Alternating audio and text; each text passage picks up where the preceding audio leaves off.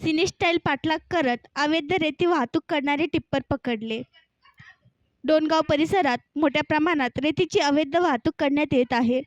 वाहतूक रोखण्यासाठी महसूल विभाग ॲक्शन मोडवर आला असून मेहकरचे तहसीलदार निलेश मडके यांनी 21 मेच्या रात्री सिने स्टाईल पाठलाग करून एक टिप्पर पकडले.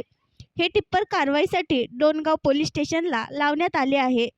मेहकरचे तहसीलदार निलेश मडके, डोणगाव तलाठी अनुप नरोटे व अमोल राठोड व सुरक्षा रक्षक बोराडे हे डोणगाव ते मेहकर रोडवर जात असताना त्यांना एक रेतीने भरलेला टिप्पर डोणगावकडे जाताना दिसला.